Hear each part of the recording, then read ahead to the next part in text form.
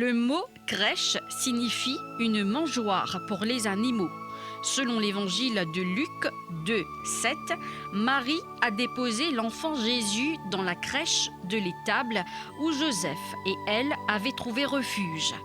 Par extension, le mot désigne l'étable ou la grotte où est né Jésus. Selon la tradition, l'origine de la crèche de Noël remonte à saint François d'Assise. En 1223, il organisa une scène vivante avant de célébrer la messe de Noël. Les premières étaient vivantes. Peu à peu, elles furent remplacées par des figurines.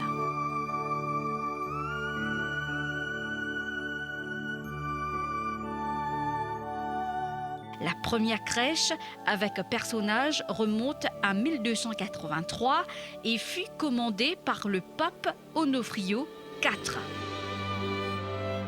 L'histoire de la crèche de Noël s'est poursuivie par l'apparition des crèches dans les familles. Elles n'ont commencé qu'au XVIIe siècle, particulièrement à Naples, dans les demeures aristocratiques, dans les foyers de la noblesse et de la haute bourgeoisie. Pendant la Révolution en France, les représentations publiques étant interdites, la crèche de Noël apparaît dans les maisons. C'est l'origine de la crèche provençale qui est plus rustique que la napolitaine.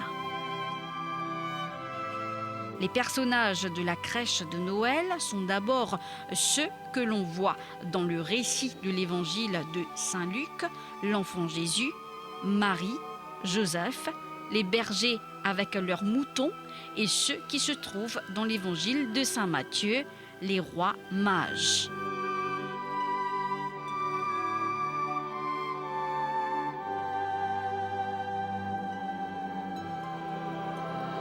La tradition de la crèche de Noël est une tradition familiale.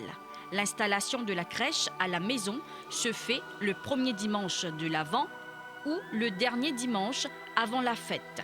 Elle restera jusqu'au 2 février, date de la présentation de Jésus au temple.